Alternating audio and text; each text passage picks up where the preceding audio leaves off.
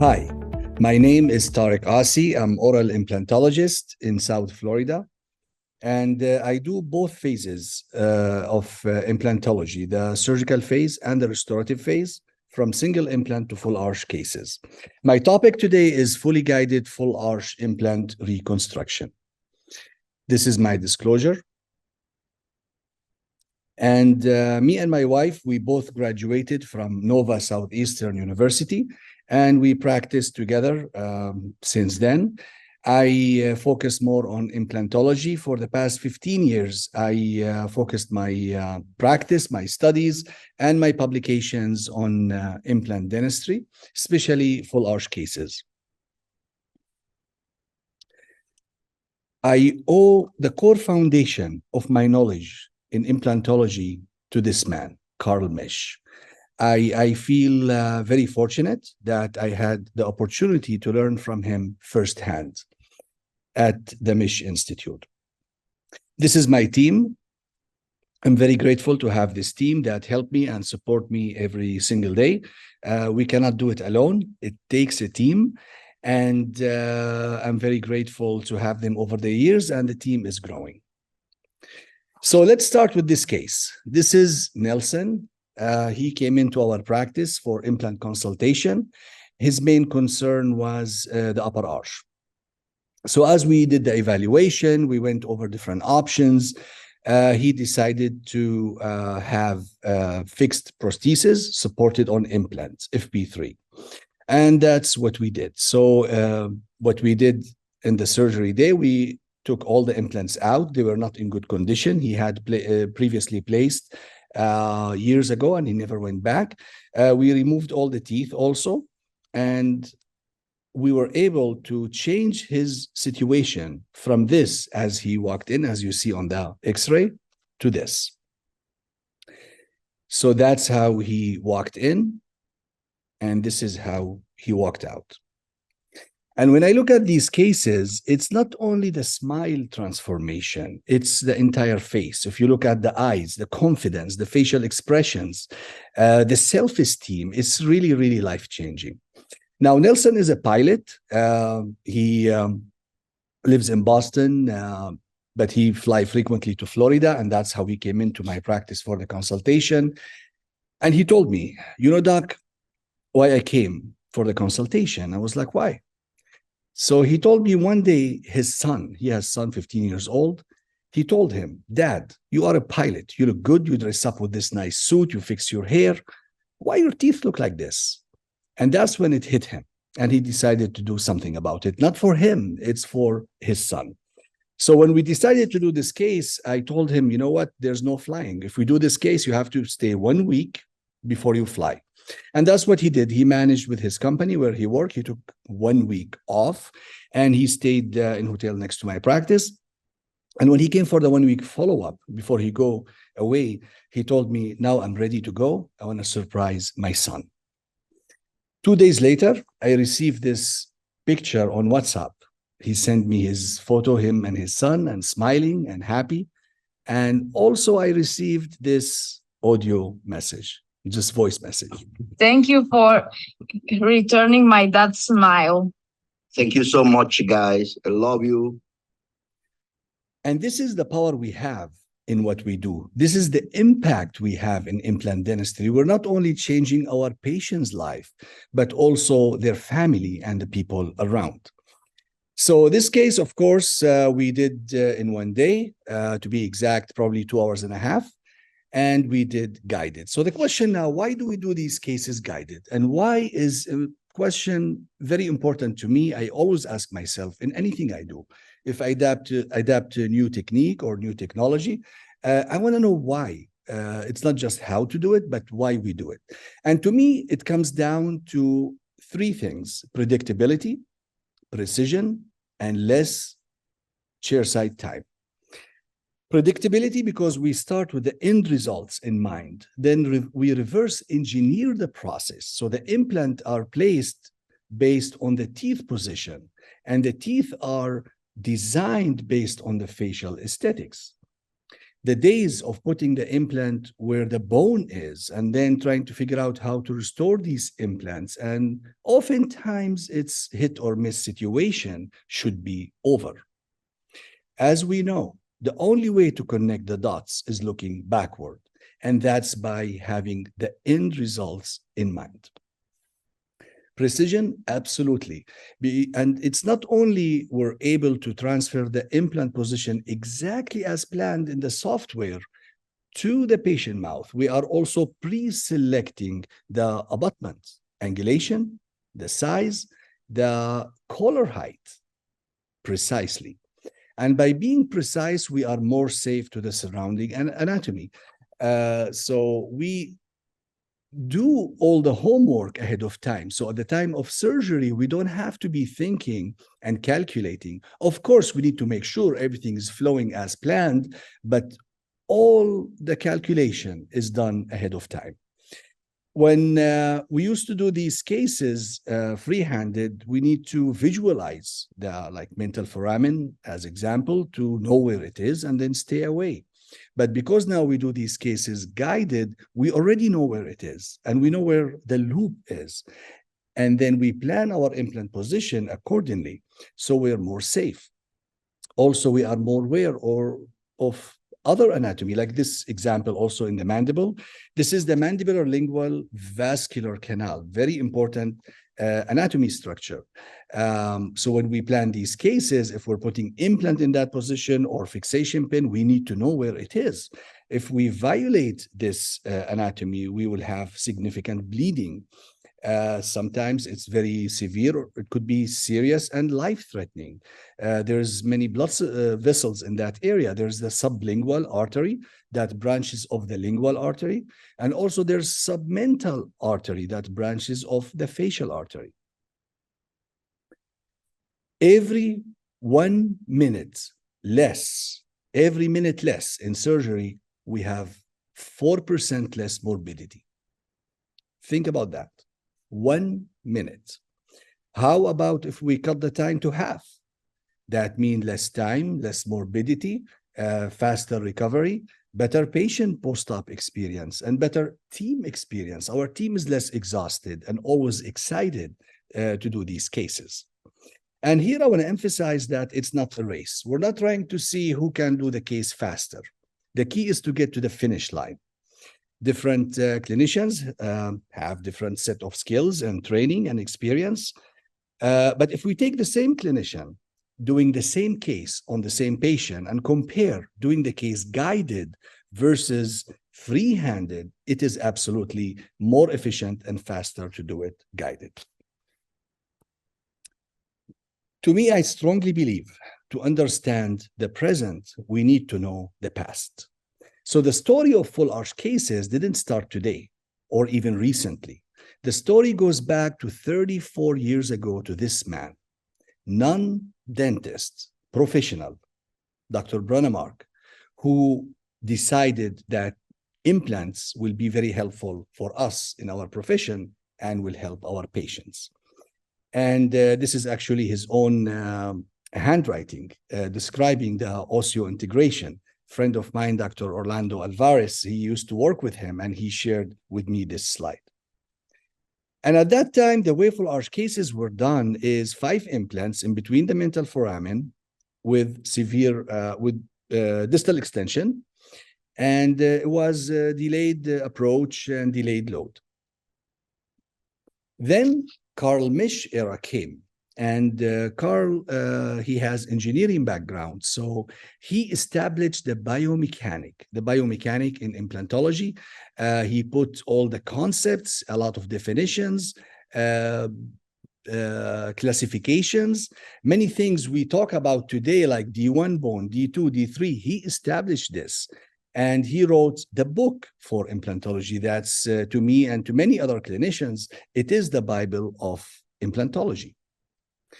He established language. So all of us as implantologists, we speak the same language. When we say FP1, FP2, FP3, RP5, we know what we're talking about. And at that time, this is my case. I did it at based on the mesh training. So we used to put the implants straight and over-engineer the case. So as you see, the minimum was like 7 implants. They had to be in certain position, canine, first molar. So that's how we did these cases for many years.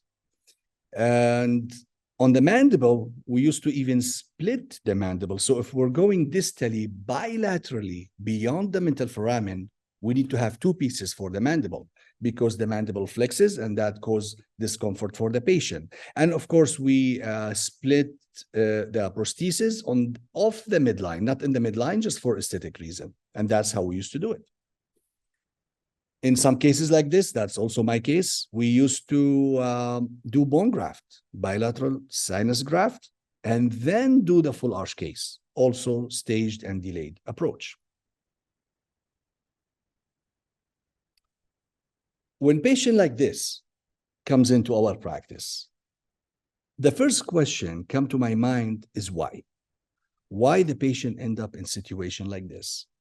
Is it the fear? Is it the finances? Is it medication they're on?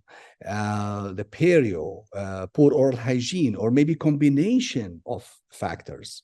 And what I found is that the fear is the major factor for these patients. The fear of going to the dentist in the United States, based on the study shown here, is number 2. Number 2. Number 3 was the fear of heights. Number 4, fear of mice. Number 1 was public speaking. But the fear of going to the dentist is number 2. The next question come to my mind is, what do we do? What solution we can offer to these patients? We have decisions to make.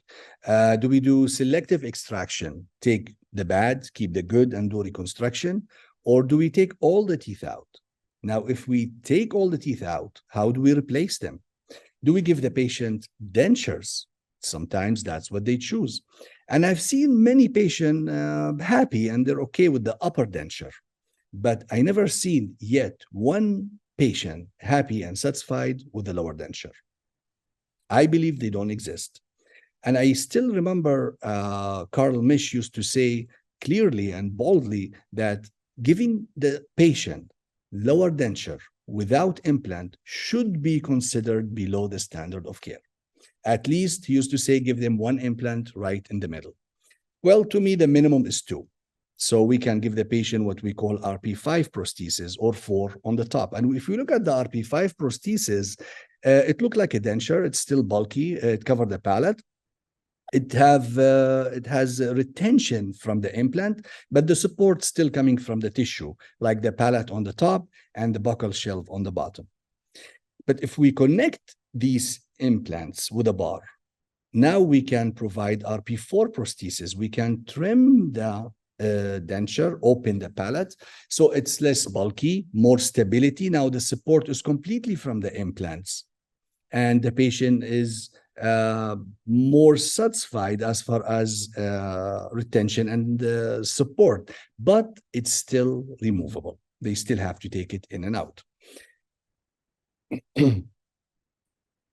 Most patients prefer to have fixed prosthesis, but the question is, which one? FP1, where it's the most as close as possible to natural teeth, or FP2, where we have longer teeth, or FP3, where we have pink material. Most of these cases, when it gets to terminal dentition, very often the solution is FP3 because of the amount of infection and bone loss and the significant amount of reconstruction we need to do to establish good function and good aesthetics. And the way I used to do these cases, as you see here, it was a staged approach and delayed loading. So it takes almost 1 year for these patients to get the final fixed prosthesis, and many visits and many steps. And it wasn't just waiting for the implant to heal and do the uncovery. The restorative phase, taking the preliminary impression and then the final impression, verification jigs, wax rims, try in, and then finally the patient gets the fixed prosthesis. I still remember a patient I had 10 years ago. And of course, during this time, the patient has denture. So every time she comes in, almost she had the same question. Am I getting my teeth today? And of course, my answer was no. We have to wait. We have to respect biology. Don't rush success. And then it took really 1 year until she got the fixed prosthesis. But if we fast forward to today, and if I have the same patient with the same condition, and it's me, the same clinician, and she comes in with the same question, am I getting my teeth today? My answer today is yes, absolutely. The paradigm shift happened when Malo and his group from Portugal came up with the concept of all-on-4. And the tons of study that came to support this concept. And they used to do place the implant and then design denture, and then take that denture and cut it and convert it to fixed prosthesis. And the challenges that we had at that time, that it's removable prosthesis, it's not designed to be fixed, and the material was made for removable, not for fixed. So there was a lot of challenges. They were not as strong. We had fractures, and that's how this concept started. So now let's review what we know now, what we know today. We know the concept of cross-arch stabilization. So if we connect the implant with a rigid fixation cross-arch, we can immediately load these implants. The study here done by Shibley compared immediate loading versus conventional delayed loading, and he found it's the same outcome because we have cross-arch rigid fixation. The AP spread concept, which is the AP is the distance between the most anterior implant and the most posterior. And the more AP spread we have is better for the prognosis. So now we know because of that concept that it's not about the number of implant we put, it's about the distribution of these implants. So we can have, yes, less number of implant as long as we have good AP spread. Tilting the implants. As you saw in the previous cases, we used to place all the implants straight in parallelism. Now we know that it's okay to tilt it. And there's tons of study like this one here. It showed it's the same outcome and it is safe and they will integrate. Another study here compared immediate load on tilted implant versus upright, and it was the same outcome. And we tilt the implant because we want to avoid the anatomy sometimes, like the sinus on the top or the mental foramen on the bottom. And also by tilting the implant, we are increasing the AP spread. And also, because we're tilting the implant, we can use longer implants. So now we have more bone implant contact surface. This is very interesting study, was published in JOMI in 2017, and it says even with the experienced surgeon, when the case was done guided, it was more predictable and more accurate. Manny and his group, they compared digital workflow versus conventional, and of course, they found it's more accurate to follow digital workflow. So as conclusion, we know now if we do these cases guided, we have more proactive approach versus free-handed, which is more reactive. Because now we know the challenges that we have, we know what we're going to face during the surgery, and we are ready and planned and equipped to handle it, and we have a plan. Also, we know when we do these cases immediate loading, we have less time and overall just better experience for the patient. That's the knowledge we have today. And knowledge is power, only if implemented. If it's not implemented, it's just knowledge or maybe potential power. But now we have the knowledge and we have the tools to implement it. And that's what I'm going to describe in this fully guided workflow. So what I like about it is the simplicity. First step, we digitize the patient. Step two, we do the digital planning. And then boom, we go straight to surgery. Then after 4 to 6 month healing period, step 1, we just verify the bite and capture the soft tissue. Step 2, try in if necessary, and then we go to final. So now we understand the why we do these cases guided. Let's see the how. So digitizing the patient, we take photos, we take CBCT, and also intraoral impression, digital impression. One of the nice features of digital dentistry is the ability to do simulation. Like if we look at this patient, this is the same patient, the same photo actually. And I just did simulation to show the patient what's the possibility. So by doing so, we show the patient better version of themselves before we do the treatment. This is what it's going to look like, or it might look like. So this great feature, it kind of help a lot the patient also with case acceptance. And very important when we take these pictures, the pre-op is to evaluate the upper lip position. We need to know how high that lip go. So because based on that, we need to know where the smile line is. And then based on the smile line, we determine the transition line, which should be 3 millimeter minimum above the smile line. And this is very important. Now, the transition line is the line between the prosthesis and the ridge, the prosthesis and the soft tissue. If we look at this patient here, we were taking the pictures and we telling the patient to smile and move your lip, and this is what we got. And I thought we're done. This is it. And then suddenly she make this move and I see the lip goes higher. And I was like, wait a second, give me the camera. Let's take picture now. So imagine if I planned the case and I did it based on the first picture we took, then this will be my transition line. And then when the lip moves up, it's going to be in the aesthetic zone. And that's not very pleasant outcome. But because we took the time to really know where the upper lip is, we planned the case based on the photo number 2. And that's my transition line. So when we finish the case, no matter how high that lip goes, it's still very nice outcome. After the photo, we do the CBCT and we take it with the bite. That's why we have chin support when we do this CBCT. And the reason we need to see the entire teeth, it's kind of like when you take it with the bite, separate the upper and the lower jaws, and we can stitch the file easier. Now, if the patient doesn't have posterior support, we can do wax rims. Patient sometimes comes in with dentures, edentulous.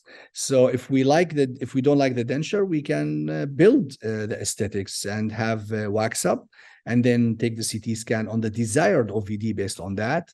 If we like the denture, we just duplicate it and then take the bite with it, use it as a scan device, following the dual scan protocol. There's different type of markers we can use for this protocol. The one I used recently is Scannies. It's easy to use and it's available. Now, the impression, we use intraoral scanner, and very important, we capture the entire teeth and the soft tissue also as much as possible. So now this is digitizing the patient. So we were able to capture the photos, the CBCT, and the impression. We send it to the digital lab. They plug all this information in the software, planning software, and then we schedule go-to meeting or virtual meeting to plan the case. And that's step 2. So this, of course, we don't need the patient. So the patient, one visit, we just to capture all these data. At the planning session, we design how many implants, the angulation, the teeth position, the incisal edge position, and also how much bone reduction we need to do. And we plan the case. And here, it's very important to know how much bone reduction we need to do. And usually we do bone reduction for 2 reasons. First, to have enough restorative space, on average 15 millimeter. Of course, it depends on the material you're using for the final, and also to hide the transition line. So from that meeting, the lab will fabricate these guides and send it to us in a box. Along with these guides, we have also the reports that explain step by step the sequence of the drilling, based, of course, on the manufacturer and what system you use. Also, I like that they send these pictures, and these are actually the surgery done benchtop. So the lab technician, for quality control, before they send everything to us, they put the pieces together, make sure everything fits. So if you think about it, when I'm doing the surgery and using these guides, it's the third time it's been done. The first time we did virtual surgery, just planning on the software. The second time was done here on the benchtop, and the third time is at the real time. This is my setup. I always like to have the same setup. It's the same order, the same equipment. And I also like to mount on the wall all these reports. So as I'm doing the case, yes, it is guided. It is on autopilot, but in the end, it's really brain guided. I want to make sure and verify every step is done exactly as planned. And we go to the big day. And I call it big day because it took a lot of planning to get to this moment. And also big day because we are married to these cases. We are doing major transformation. So we need to really make sure we planned from patient selection to case selection to implant position to MUA selection, prosthesis design, all that is planned and calculated very well. So that day, we're doing the case fully guided, which means we're doing guided bone reduction, guided implant placement, guided abutment placement, the MUA, and guided conversion. And I like checklists. So with my protocol, with this, I like to break it down to 10 steps. So every case, this is the steps I go through, and we're going to see one by one what I mean by that. So first, we do the start bite. The start bite, this is a 3D printed bite. It comes with the case, and I do this before I get the patient numb to verify that the bite they send me is exactly the patient's bite, because everything is planned based on that bite. Now, let's say in some cases, if it's a little bit off, I still proceed with the procedure, but I know I'm going to do some occlusal adjustments in the end. And the way we apply this step is we put the start bite on the upper jaw, and then we guide the lower jaw in place to make sure it fits perfectly. Step 2 is doing the extractions and the flapping and seating the guide. So the guides could be teeth supported or bone supported. So my always preference is to do it teeth supported when possible, because I believe it's more accurate. So what we do, we mark 2 teeth, and all this is planned ahead of time, of course, but I still like to mark it at time of surgery so I don't lose track. And we extract all the teeth except these 2, and then we seat the bone foundation guide. Sometimes the patient is edentulous. In this case, we do the flap. Sometimes the teeth has mobility. So it's we don't have strong teeth that can support the guide. So in this case, we do the extraction. In these 2 scenarios, it's a bone-supported guide. So the guides, it's either, again, teeth-supported or bone-supported. The teeth-supported, when possible, it will give better result. And very important also to make sure the guide is seated properly. This is a very important step, and this is not the time to rush. We need to take your time because this foundation guide, all the other guides, the stackable, will be on it, one after the other. So this has to be right. So everything else we do is exactly as planned. Sometimes if we feel the bone foundation guide is not seated properly, it's either because we didn't flap enough, or we flapped enough, but the tissue trapped under the guide, or during the extraction from doing too much movement, we expanded the bone. So that's why we should do as minimal as traumatic extraction, not too much buccal and lingual movement, maybe more rotation, and do it as with the less damage to the bone. Step 4 is the bone reduction. So here, we have the bone foundation guide. So we know exactly how much bone we need to reduce. And also we have 3D printed model of the bone that we need to remove. And I use that to also verify that the foundation guide is seated properly. Then we do the bone reduction and we verify that the bone is reduced enough. To do that, I use the MUA guide because it's flat. So as soon as I finish my bone reduction, I put that on the bone foundation guide to make sure it's flush completely. And if it's not, we see where it's interfering and we remove the bone from that area. The bone reduction could be done with a rongeur, handpiece, piezo, saw.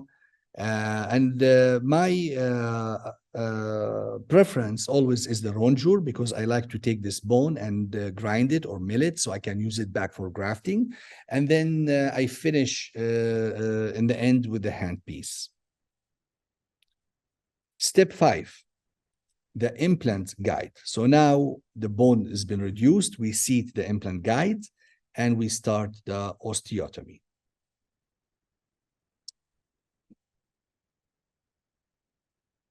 We take the implants, and I like to place, in these cases, the implants by hand because I want to feel the bone. I want to make sure we're loading the case. So as I'm putting it in through the guide, I feel it, and it's different sometimes, even in the same patient, in the same arch from side to side. And that's why we do the osteotomy in the first place accordingly. And we torque it in place. So when we do this osteotomy for these cases, I always like to undersize the osteotomy to have good primary stability or good insertion torque so we can load these cases. And sometimes as we put the implant in, if we feel we're stuck, we cannot torque it anymore, don't force it so we don't fracture the bone or strip it. So what I do, I go in reverse as we see here, one time, and then go forward twice. And then you're going to feel you're stuck again. So you go back forward once and then forward. And slowly we get the implant to that place. Now, if we have a lot of resistance, then I will take the implant out, do more osteotomy, and then put it back. When I place these implants, I like first to start with the distal ones. These are the most important for me, and that's when I know I'm loading the case. Then I go in between. The osteotomy, I do it side by side. And I like to see torque around 45, especially on the distal ones. In between, we can go anywhere between 25 to 45. And we place the implant guided. So the implant go exactly to the proper angulation, to the proper position. And more important also is to focus on the timing. So we need to know also the horizontal orientation of the implant. And that's by each system is different. Like in this system here, we see there's a notch, and that has to be aligned with the blue line. And that's how we know the implant is exactly in the position that we planned it. Then we check the insertion torque value, and also I use the Ostel. I use both for extra verification, and most of the time we know we're good, and now we're going to load the case. So now we start the restorative phase. With the restorative phase, we put the MUA guide, we seat these multi-unit abutments. The angled one, it comes in different angles, of course, either 0, which is straight, or 17 degrees, or 30 degrees. This is the major implant systems that available. Of course, some other system, they have more angulation, but for these cases, it's either 17, 30, or 0. And we align it with the blue line. Now, before we put the MUA, sometimes we need to do bone profiling to make sure that MUA is seated properly on the implant. And that's what the bone profile will look like. This is a little demo just to show. So on the patient will be like this. So we screw that to the implant. And then we do the profiling. And this will remove the bone around. It is very critical, especially with the tilted implant, so the MUA can be seated properly all the way in. And the blue line also, we verify on the bone foundation guide. So the same blue line is existing on the bone foundation guide and also on the MUA guide.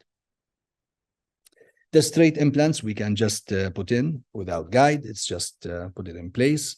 And it's very handy to have this type of torque wrench, especially on the distal ones, because sometimes it's hard to access or the patient has like limited opening. So this will be very helpful to seat the MUA. Step 7 is the conversion. So the conversion, first we put the coping, and then we have this gasket isolation. This is very nice because we don't have to use rubber dam. This is already pre-planned, has the hole in it. So also we're doing guided isolation. Then we seat the denture and fixate it on the guide completely. Then we do the loading, make sure it's dull cure resin, and we take the prosthesis out. So the entire process for conversion, really 15 to 20 minutes. Now, with this protocol, we do 2 provisionals or 2 LTP, we call it long-term provisional. And we're going to see why. So one of them, the patient will go home with, that's the one we deliver. And the other one we keep in the office until the final stages. So step 8 is doing the second LTP pickup. And at this point, as you see, the flap's still open, the bone foundation guide still on. Then step 9 is the bone grafting and closing. And I like to use autologous bone. So if the bone we harvested from the site is not enough, we can always shave more and add it. It's still, to me, the golden standard when it comes to bone grafting. And also I utilize the LPRF in all my surgeries to boost and help the soft tissue healing and other benefits that comes with it. And that's how I apply it around the MUAs.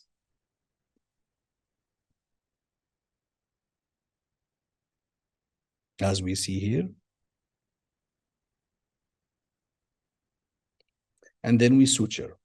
Now, in some cases, especially in the mandible, when we have very shallow vestibule, I like towards the base of the flap to do split thickness flap. So I start full thickness on the top to make sure I can seat the guide on the bone. And then beneath that, I go split thickness. So when I suture the case back, like you see here, I suture the flap to the periosteum. So what that will do will stabilize the flap in the facial aspect. Otherwise, when you suture it to the lingual, it's going to go over the ridge and you lose the vestibule. And of course, you lose keratinized tissue. So it's very important to sometimes realize that and plan on it ahead of time.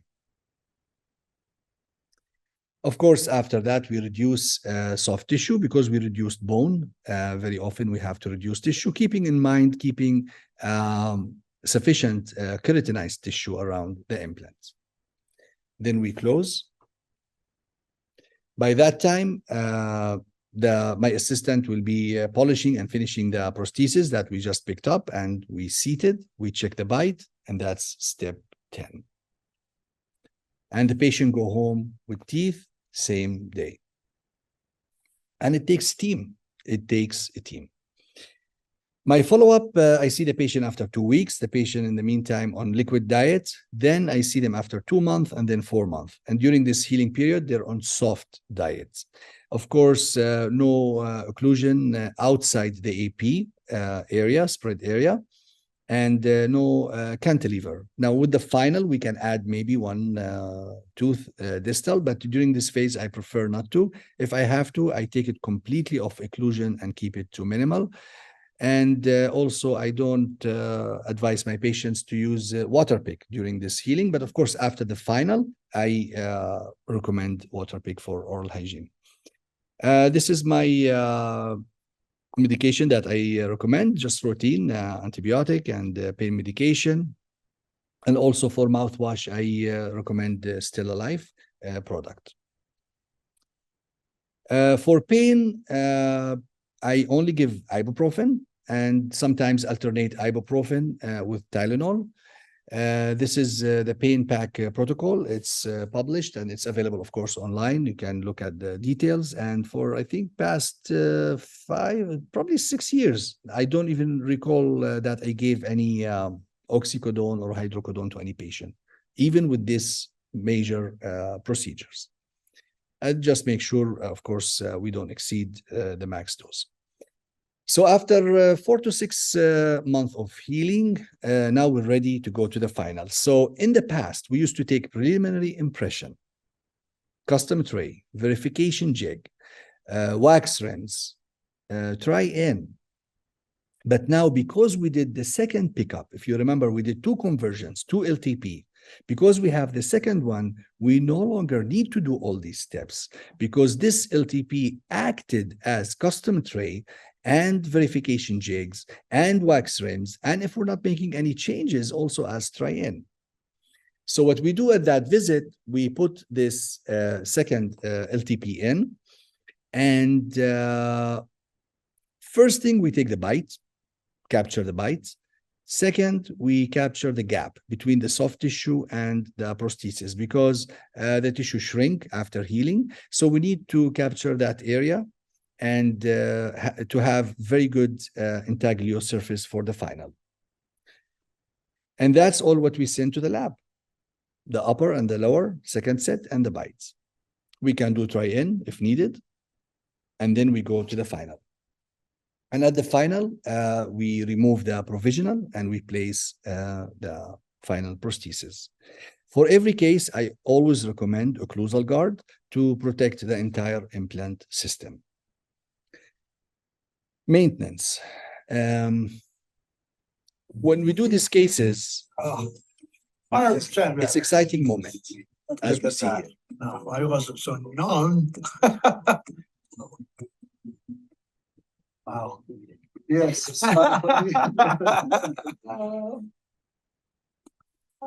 Sometimes patient get emotional. We get emotional. It's major change in their life. Wow. See, same day. That's it. That's it, baby. Is that how you want? Same day. So when we do these cases, it's always exciting moment, exciting day. The entire team feel like we accomplished something, as if like we launched a rocket. And yes, we know launching the rocket is important, but as important is the journey. And more important is getting everybody safe home. And that's what we should be thinking when we do these cases. It's not just about celebrating we gave teeth in a day or teeth the next day. It's about the longevity of these teeth. It's not about same-day teeth. It's about long-lasting teeth. And that starts again from the beginning, from the patient selection, the treatment planning, the even prosthesis design, the cleansability. Are we providing cleansability to these patients? Is it easier for them to clean these cases? All that we should keep in mind. Also encourage the patient to have good oral hygiene at home. And some patients, many patients, they have good oral hygiene and they maintain these cases very well. And some, they don't, as you see here, no matter what. So the implant maintenance, until today, there's no consensus on how we do these implant maintenance. There's big controversy. Some clinicians, they don't remove the prosthesis at all. Some, they remove it very often. Some clinicians, when they remove it, they replace the screws every time, and some they don't. So there's really no guidelines. What I do in my practice, after I deliver the case, I see the patient every 3 months. And then after 1 year, I remove the prosthesis. So the goal of the 3-month maintenance is just to build the habit of having good oral hygiene, build value for these visits. And at the 1 year mark, I establish my baseline. And that's when I determine, based on the patient, if I'm going to see the patient every 3 or 4 or 6 months. So it's really not up to me, it's up to the patients based on their performance. And not all patients are created equal. And actually, not all arches created equal, even in the same patient. Very often we see like on the lower, there's more calculus than the top. And the same patient is not the same all the time. Life happens, they lose interest, depression. So I assess the situation and the oral health of these implant cases every time they come in. And then I decide the protocol accordingly. And when we remove the prosthesis, we check the MUAs, make sure they're stable, they're not loose. We check the implants. I probe around the implants. I want to not necessarily only to measure the pocket, but I want to see if there's a bleeding, if there's pus coming out. And we check the soft tissue and, of course, the occlusal guard. Now, the big question is, when we remove these prostheses and put them back in, do we replace the screws or we don't? And my answer is yes, we replace the screws. My next question is why we replace these screws. And the answer is first, to make sure they still have the capacity to have good retention. But more important, I'm always afraid of stripping the head of the screw. And if that happens, then we cannot even remove or retrieve the screw. The next question is when? When do we replace these screws? Do we replace it every time or not? To me, I replace it when I remove this prosthesis. If I feel one of the screws is loose, I replace that one. I'm not going to put it back. And then to check the head of the screw, I do the testing. I put screwdriver only dedicated for the test. I don't use it to screw anything. And if the screw stays on, that I will put back. If it doesn't, then I'll replace that one. As we see here, this one, we need to replace. And then we put the prosthesis back. Of course, we close the screw access hole, Teflon tape, composite. Recently, I'm using clip flow material. It's softer and it's easy to remove. You don't have to drill. You just pop it out. And of course, we check the occlusion. Throat pack is very important to protect the airway and prevent aspiration. We can use 4x4 or there's also C sponges. The key is to make sure anytime you use small screws or screwdrivers to make sure the patient is protected. This is the clip flow material.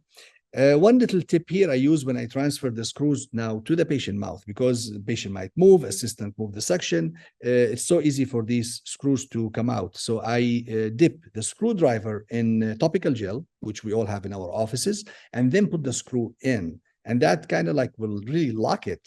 And it will be very hard to come out until you put it inside and then you torque it. So the paradigm shift when we do these cases is in our mind. I always say this, as a dentist, I was trained to save teeth, to maintain quality of life. But now what I do, I remove teeth many times to actually improve the quality of life. As implantologist, I was trained to preserve bone and build bone. And of course, I still do when it's indicated. But in many cases, we reduce bone to build the function and the aesthetics. Very important fact, we need to know that not all arches as created equal. So it's not one fits all.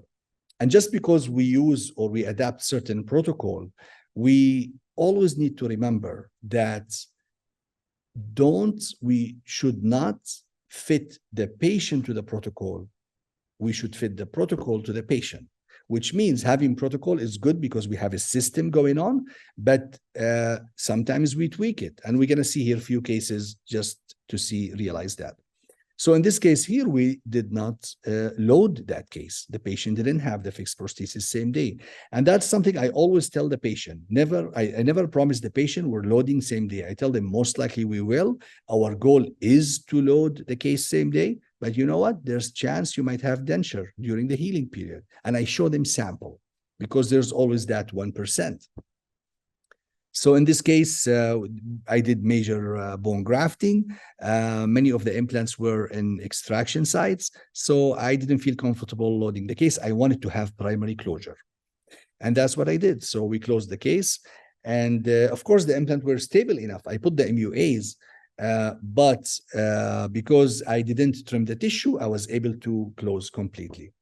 And then I uncovered the case and loaded. So in this case, that's how he came in. We did staged approach, so the patient wore denture, and then we did delay loading. But in the end, the patient got the fixed prosthesis. We still applied the same protocol, but we changed the timing. In this case here, patient walked in for consultation like that. And of course, when we plan these cases, we need to pay attention to the soft tissue. So here we see very shallow vestibule, minimal, almost zero keratinized tissue. So for this case, I applied, of course, the same protocol, but also I chose not to load this case. So I placed the implant and I closed it completely. And the reason is I wanted to have the luxury to enhance and manipulate the soft tissue at the second stage. If I loaded the case now, the soft tissue position is already determined. And then later I have to fix it, which is much more challenge. So what we did in this case, at the second stage, I started with a split thickness flap from the ridge, completely split thickness. It takes time.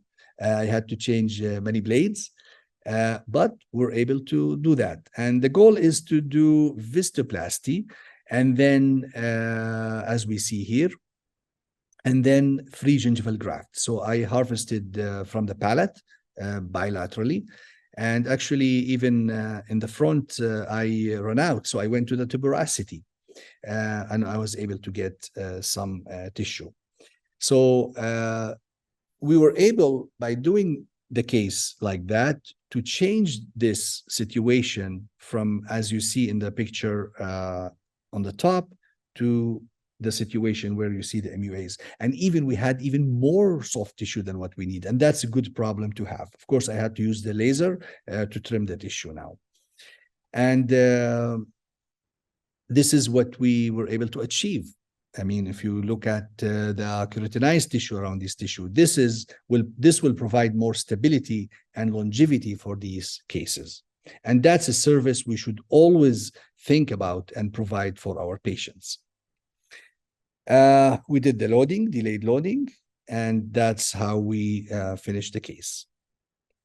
And when I do these cases, I like also to take this type of photos. This is the day of delivery. So when we take the provisional out, I take the profile, and then I put the teeth in, and then I take the profile picture. So the patient can appreciate the aesthetics. And here we can see the lip support that this type of prosthesis provides. That's the same day of delivery. We take one before we seat it, and then one after. In this patient here, actually, she came in and she had no bone, and one implant was not in good condition, need to be removed. So with this case, I went to remote anchorage. We utilized zygoma implants and nasal implants. So I ordered a 3D printed model, and I planned the case. And what we did in this case, 2 zygoma implants and 2 nasal and 1 in the incisive canal. And that's how we were able to provide good support for the fixed prosthesis. Of course, utilizing LPRF as usual, and we delivered the case. So that's different scenarios, how different arches might require different approach. We still applied the same system, the same protocol, but we modified the protocol according to the patient. But 95% of the cases are like this, the case we're going to see here. This is the typical full arch case. This is what we do almost on daily basis. This is Sarah, and she came in for a consultation. She was not able to smile or eat properly. Very worn dentition. Of course, we went over different options, and she decided to have all on X on the upper and the lower as well. And that's what we did. So we digitized the patient, again, CBCT and photos and digital impressions. We did digital planning. And the day of surgery, we followed the same 10 steps as we showed earlier on both upper and lower, top and bottom, step by step. And that's how she left that day. Then after 4 to 6 months, for her case was 4 months, we started the final. We did the bites and the impression to capture the gap, try in, and the final. And as you see, it's major smile transformation. But if you look at the face, it's really different person completely. The confidence, the self-esteem, the facial expression, and always look at the eyes. I always look at the eyes. It's a huge difference between the way she was before and the way after the treatments. And each one of these patients have a story. And to me, to be able to be part of that story and make a difference and have positive impact is why I love what I do. Having a system that is consistent and you can repeat predictably, precisely, every single case, every single patient is why I do these cases guided and I follow this protocol. But as clinicians, all of us, we have the same goal, which is providing our patient the best treatment available and achieve the best outcome possible. But for some, they might choose to stay in the analog and the conventional way of doing these cases, and some might go digital. And there's no right or wrong, as long as you know why you do what you do or why you don't. For me, I choose this protocol because it allows me to provide advanced technology, apply digital dentistry, and have predictable and precise outcome at no time. And by doing so, I am more efficient. And because I am more efficient, I am able to balance my time between what I love to do and those who matter the most. Time. Time, to me, is one of the most valuable things we have in life. We cannot prolong our time. We cannot buy time. But how we use our time is up to us. And being efficient is the key. Digital dentistry is not the future. It is today, and it's here to stay. And going digital is the new normal, so get used to it.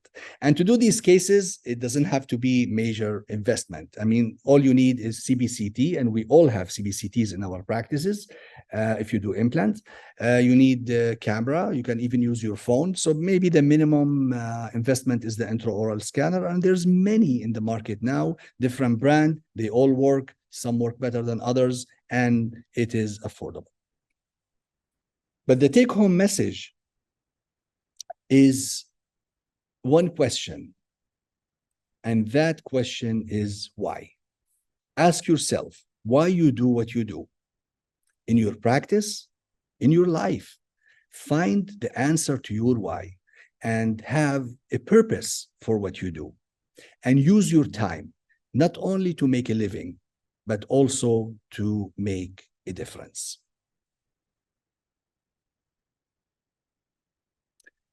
I thank you for your attention and for this presentation. I also thank the ICOI for the opportunity to allow me to share my passion for implantology, and I hope to see you again in future presentations. Thank you.